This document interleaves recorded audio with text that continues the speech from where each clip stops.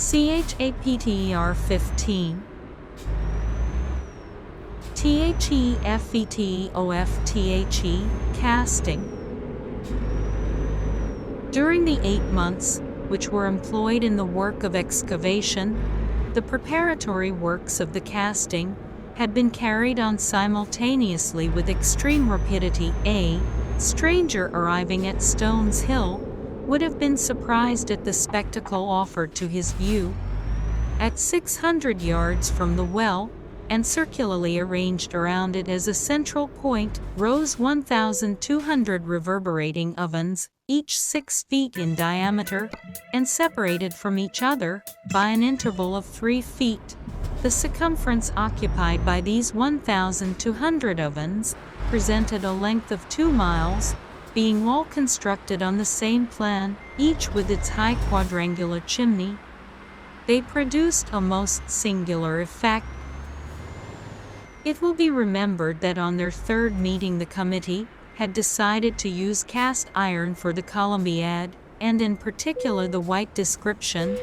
This metal, in fact, is the most tenacious, the most ductile, and the most malleable, and consequently suitable for all molding operations, and when smelted with pit coal, is of superior quality for all engineering works, requiring great resisting power, such as cannon, steam boilers, hydraulic presses, and the like. Cast iron, however, if subjected to only one single fusion, is rarely sufficiently homogeneous, and it requires a second fusion completely to refine it by dispossessing it of its last earthly deposits. So long before being forwarded to Tampa town, the iron ore, molten in the great furnaces of Cold Spring and brought into contact with coal and silicium heated to a high temperature, was carburized and transformed into cast iron. After this first operation, the metal was sent on to Stones Hill.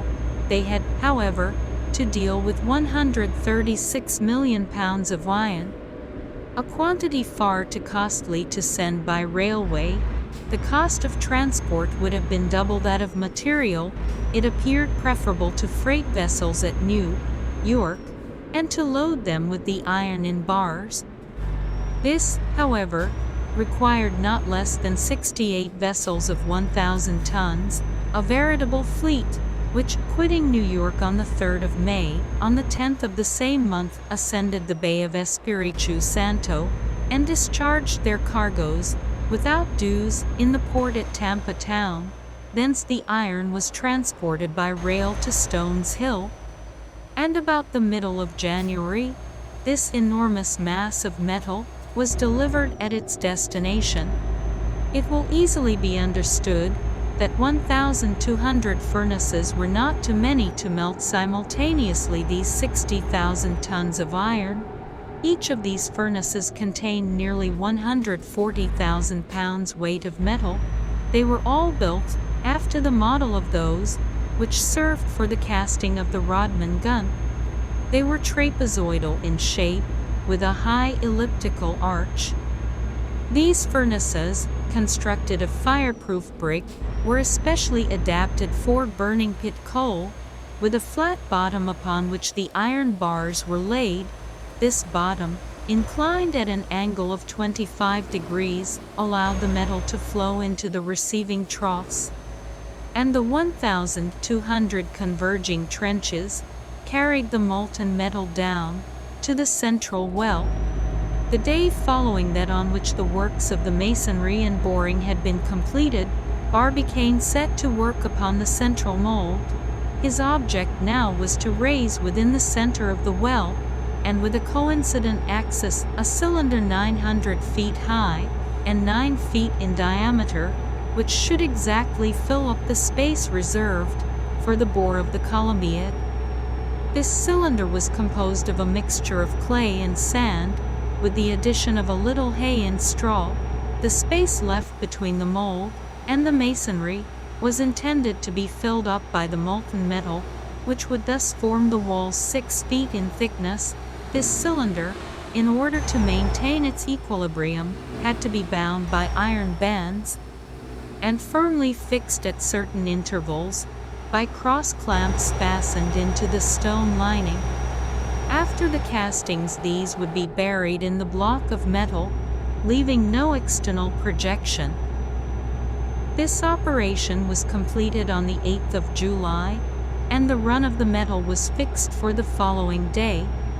This fate of the casting will be a grand ceremony, said J.T. Maston to his friend, Barbicane. Undoubtedly, said Barbicane, but it will not be a public fete. What, will you not open the gates of the enclosure to all comers? I must be very careful, Maston. The casting of the Columbiad is an extremely delicate, not to say a dangerous operation, and I should prefer its being done privately at the discharge of the projectile. A fate if you like, till then, no. The president was right. The operation involved unforeseen dangers, which a great influx of spectators would have hindered him from averting. It was necessary to preserve complete freedom of movement. No one was admitted within the enclosure, except a delegation of members of the gun club, who had made the voyage to Tampa Town. Among these was the brisk Bilsby, Tom, Hunter, Cannell, Bloomsbury, Major Elphinstone, General Morgan, and the rest of the lot, to whom the casting of the Columbiad was a matter of personal interest. J.T. Maston became their cicerone. He omitted no point of detail. He conducted them throughout the magazine's workshops, through the midst of the engines, and compelled them to visit the whole 1,200 furnaces, one after the other. At the end of the 1,200th visit, they were pretty well knocked up. The casting was to take place at 12 o'clock precisely. The previous evening each furnace had been charged with 114,000 pounds weight of metal in bars disposed crossways to each other, so as to allow the hot air to circulate freely between them. At daybreak, the 1,200 chimneys vomited their torrents of flame into the air, and the ground was agitated with dull tremblings. As many pounds of metal as there were to cast, so many pounds of coal were there to burn. Thus there were 68,000 tons of coal, which projected in the face of the sun a thick curtain of smoke. The heat soon became insupportable within the circle of furnaces, the rumbling of which resembled the rolling of thunder. The powerful ventilators added their continuous blasts, and saturated with oxygen the glowing plates. The operation, to be successful, required to be conducted with great rapidity. On a signal given by a cannon shot, each furnace was to give vent to the molten iron, and completely to empty itself. These arrangements made, foreman and workmen waited the preconcerted moment, with an impatience mingled with a certain amount of emotion. Not a soul remained within the enclosure. Each superintendent took his post by the aperture of the run. Barbicane and his colleagues, perched on a neighboring eminence, assisted at the operation. In front of them was a piece of artillery, ready to give fire on the signal from the engineer. Some minutes before midday the first driblets of metal began to flow. The reservoirs filled little by little, and, by the time that the whole melting was completely accomplished, it was kept in abeyance for a few minutes, in order to facilitate the separation of foreign substances. 12 o'clock struck. A gunshot suddenly pealed forth, and shot its flame into the air. 1,200 melting troughs were simultaneously opened, and 1,200 fiery serpents crept toward the central well, unrolling their incandescent curves. There, down they plunged with a terrific noise, into a depth of 900 feet. It was an exciting and a magnificent spectacle. The ground trembled, while these molten waves, launching into the sky their wreaths of smoke, evaporated the moisture of the mold, and hurled it upward through the vent holes of the stone, lining in the form of dense vapor clouds. these artificial clouds unrolled their thick spirals to a height of 1,000 yards into the air. A savage, wandering somewhere beyond the limits of the horizon, might have believed that some new crater was forming in the bosom of Florida, although there was neither any eruption, nor typhoon, nor storm, nor struggle of the elements, nor any of those terrible phenomena which nature is capable of producing. No, it was man alone who had produced these reddish vapors. These gigantic flames worthy of a volcano itself, these tremendous vibrations resembling the shock of an earthquake, these reverberations rivaling those of hurricanes and storms. And it was his hand which precipitated into an abyss, dug by himself a whole Niagara of molten metal. Chapter 16. The Columbiad. Had the casting succeeded, they were reduced to mere conjecture. There was indeed every reason to expect success, since the mold has absorbed the entire mass of the molten metal. Still, some considerable time must elapse before they could arrive at any certainty upon the matter. The patience of the members of the gun club was sorely tried during this period of time, but they could do nothing. J.T. Maston escaped roasting by a miracle. 15 days after the casting, an immense column of smoke was still rising in the open sky, and the ground burned the soles of the feet within a radius of 200 feet round the summit of Stones Hill. It was impossible to approach nearer. All they could do was to wait with what patience they might. "Here we are at the 10th of August, exclaimed J.T. Maston one morning. "Only 4 months to the 1st of December. We shall never be ready in time." Barbicane said nothing, but his silence covered serious irritation. However, daily observations revealed a certain change going on in the state of the ground. About the 15th of August, the vapors ejected had sensibly diminished in intensity and thickness. Some days afterward, the earth exhaled only a slight puff of smoke, the last breath of the monster enclosed within its sickle of stone. Little by little the belt of heat contracted until on the 22nd of August, Barbicane, his colleagues, and the engineer were enabled to set foot on the iron sheet, which lay level upon the summit of Stones Hill. "At last," exclaimed the president of the gun club, with an immense sigh of relief. The work was resumed the same day.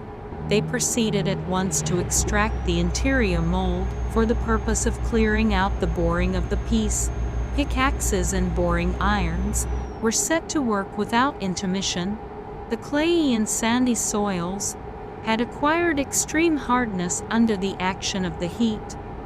But, by the aid of the machines, the rubbish on being dug out was rapidly carted away on railway wagons.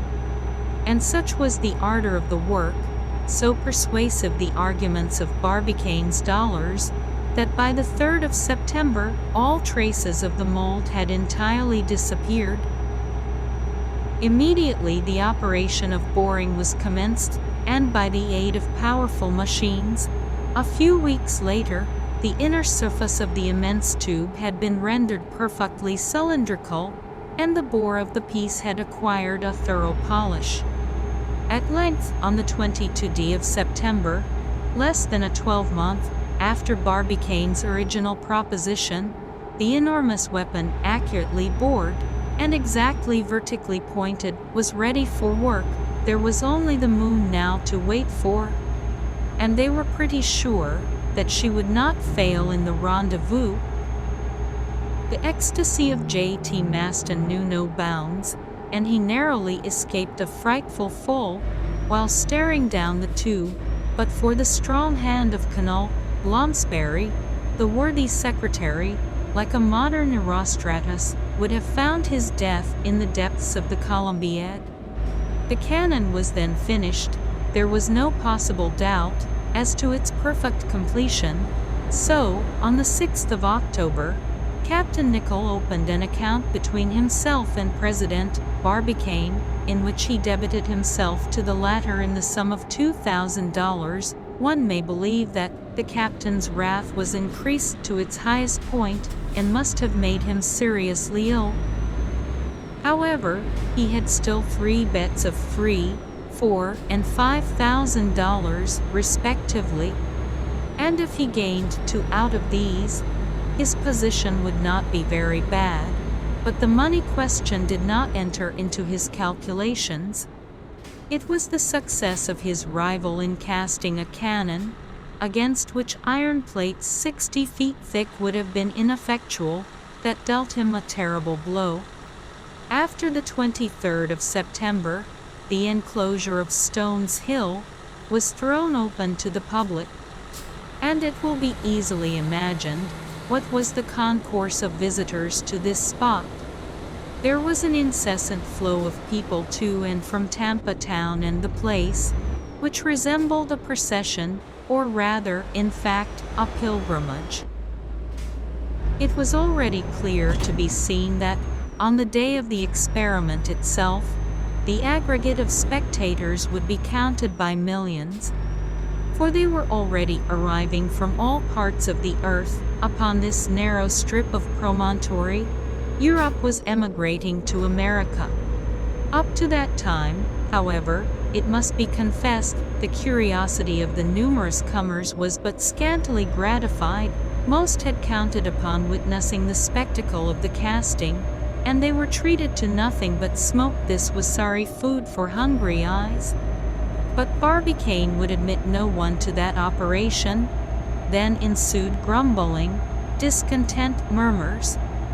They blamed the president, taxed him with dictatorial conduct. His proceedings were declared un-American. There was very nearly a riot round Stones Hill, but Barbicane remained inflexible. When, however, the Columbiad was entirely finished, this state of closed doors could no longer be maintained. Besides, it would have been bad taste, and even imprudence, to affront the public feeling. Barbicane, therefore, opened the enclosure to all comers. But, true to his practical disposition, he determined to coin money out of the public curiosity. It was something, indeed, to be enabled to contemplate this immense Columbiad, but to descend into its depths, this seemed to the Americans the ne plus ultra of earthly felicity. Consequently, there was not one curious spectator who was not willing to give himself the treat of visiting the interior of this great metallic abyss. Baskets suspended from steam cranes permitted them to satisfy their curiosity. There was a perfect mania. Women, children, old men, all made it a point of duty to penetrate the mysteries of the colossal gun. The fare for the descent was fixed at $5 per head, and despite this high charge, during the 2 months which preceded the experiment, the influx of visitors enabled the gun club to pocket nearly $500,000. It is needless to say that the first visitors of the Columbiad were the members of the gun club. This privilege was justly reserved for that illustrious body. The ceremony took place on the 25th of September. A basket of honor took down the President J.T. Maston, Major Elphinstone, General Morgan, Colonel Bloomsbury, and other members of the club, to the number of 10 in all. How hot it was at the bottom of that long tube of metal! They were half suffocated, but what delight, what ecstasy! A table had been laid with 6 covers on the massive stone, which formed the bottom of the Columbiad, and lighted by a jet of electric light, resembling that of day itself. Numerous exquisite dishes, which seemed to descend from heaven, were placed successively before the guests, and the richest wines of France flowed in profusion. During this splendid repast, served 900 feet beneath the surface of the earth. The festival was animated, not to say somewhat noisy. Toasts flew backward and forward. They drank to the earth and to her satellite, to the gun club, the Union, the moon, Diana, Phoebe, Selene, the peaceful courier of the night. All the hurrahs, carried upward upon the sonorous waves of the immense acoustic tube, arrived with the sound of thunder at its mouth, and the multitude ranged round Stones Hill heartily united their shouts with those of the 10 revelers, hidden from view at the bottom of the gigantic Columbiad. J.T. Maston was no longer master of himself. Whether he shouted or gesticulated, ate or drank most, would be a difficult matter to Dudman. At all events, he would not have given his place up for an empire, not even if the can loaded, primed, and fired at that very moment were to blow him in pieces into the planetary whirl. Chapter 17. A. Telegraphic Dispatch. The great works undertaken by the Gun Club had now virtually come to an end, and 2 months still remained before the day for the discharge of the shot to the moon. To the general impatience, these 2 months appeared as long as years. Hitherto the smallest details of the operation had been daily chronicled by the journals, which the public devoured with eager eyes. Just at this moment a circumstance, the most unexpected, the most extraordinary and incredible, occurred to rouse afresh their panting spirits, and to throw every mind into a state of the most violent excitement. One day, the 30th of September, at 3:47 p.m. a telegram, transmitted by cable from Valentia, Ireland, to Newfoundland and the American mainland, arrived at the address of President Barbicane. The President tore open the envelope, read the dispatch, and, despite his remarkable powers of self-control, his lips turned pale, and his eyes grew dim, on reading the 20 words of this telegram. Here is the text of the dispatch, which figures now in the archives of the Gun Club. France, Paris, 30th September, 4th a.m. Barbicane, Tampa, Town, Florida, United States. Substitute for your spherical shell a cylindro-conical projectile. I shall go inside. Shall arrive by steamer, Atlanta. Michel Ardan. Chapter 18. The passenger OFTHE Atlanta. If this astounding news, instead of flying through the electric wires, had simply arrived by post in the ordinary sealed envelope, Barbicane would not have hesitated a moment.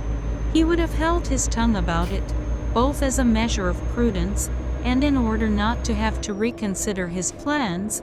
This telegram might be a cover for some jest, especially as it came from a Frenchman. What human being would ever have conceived the idea of such a journey? And, if such a person really existed, he must be an idiot, whom one would shut up in a lunatic ward, rather than within the walls of the projectile. The contents of the dispatch, however, speedily became known. For the telegraphic officials possessed but little discretion, and Michel Ardan's proposition ran at once throughout the several states of the Union. Barbicane had therefore no further motives for keeping silence. Consequently, he called together such of his colleagues as were at the moment in Tampa Town, and without any expression of his own opinions, simply read to them the laconic text itself. It was received with every possible variety of expressions of doubt, incredulity, and derision from every one, with the exception of J.T. Maston, who exclaimed, "It is a grand idea." However, when Barbicane originally proposed to send a shot to the moon, Everyone looked upon the enterprise as simple and practicable in a mere question of gunnery. But when a person, professing to be a reasonable being, offered to take passage within the projectile, the whole thing became a farce or, in plainer language, a humbug. One question, however, remained: did such a being exist? This telegram flashed across the depths of the Atlantic, the designation of the vessel on board, which he was to take his passage, the date assigned for his speedy arrival, all combined to impart a certain character of reality to the proposal. They must get some clearer notion of the matter. Scattered groups of inquirers at length condensed themselves into a compact crowd, which made straight for the residence of President Barbicane. That worthy individual was keeping quiet with the intention of watching events as they arose, but he had forgotten to take into account the public impatience. And it was with no pleasant countenance that he watched the population of Tampa town gathering under his windows. The murmurs and vociferations below presently obliged him to appear. He came forward, therefore, and on silence being procured, a citizen put point blank to him the following question: is the person mentioned in the telegram under the name of Michel Ardan on his way here? Yes or no? Gentlemen, replied Barbicane, I know no more than you do. We must know, roared the impatient voices. Time will show, calmly replied the president. Time has no business to keep a whole country in suspense, replied the orator. Have you altered the plans of the projectile according to the request of the telegram? Not yet, gentlemen, but you are right. We must have better information to go by. The telegraph must complete its information. To the telegraph, roared the crowd. Barbicane descended, and heading the immense assemblage, led the way to the telegraph office. A few minutes later a telegram was dispatched to the secretary of the underwriters at Liverpool, requesting answers to the following queries. About the ship Atlanta. When did she leave Europe? Had she on board a Frenchman named Michel Ardan?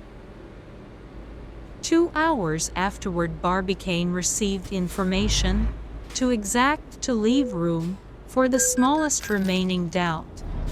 The steamer Atlanta from Liverpool put to sea on the 2nd of October, bound for Tampa town, having on board a Frenchman born on the list of passengers by the name of Michel Ardan. That very evening he wrote to the house of Breadwill and Co., requesting them to suspend the casting of the projectile until the receipt of further orders on the 10th of October at 9 a.m.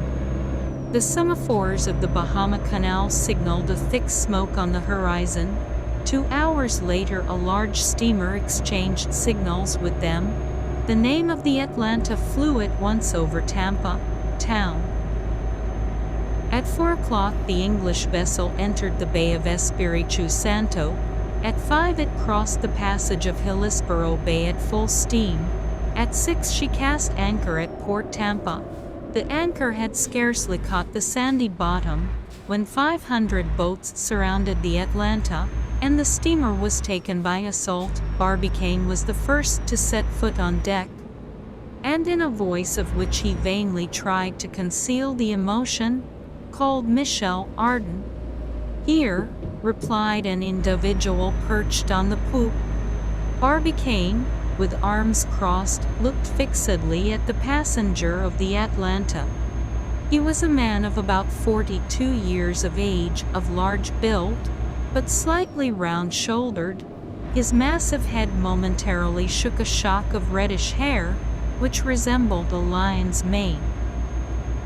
His face was short with a broad forehead, and furnished with a mustache as bristly as a cat's, and little patches of yellowish whiskers upon full cheeks, round, wildish eyes, slightly near-sighted, completed a physiognomy essentially feline. His nose was firmly shaped, his mouth particularly sweet in expression, high forehead, intelligent and furrowed with wrinkles like a newly plowed field.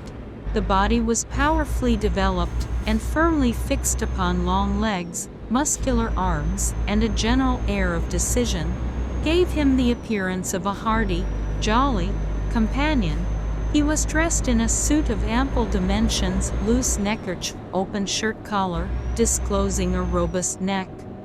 His cuffs were invariably unbuttoned, through which appeared a pair of red hands. On the bridge of the steamer, in the midst of the crowd, he bustled to and fro, never still for a moment, dragging his anchors, as the sailors say, gesticulating, making free with everybody, biting his nails with nervous avidity. He was one of those originals, which nature sometimes invents in the freak of a moment, and of which she then breaks the mold. Among other peculiarities, this curiosity gave himself out for a sublime ignoramus, like Shakespeare, and professed supreme contempt for all scientific men. Those fellows, as he called them, are only fit to mark the points, while we play the game. He was, in fact, a thorough bohemian, adventurous, but not an adventurer. A hair-brained fellow, a kind of Icarus, only possessing relays of wings,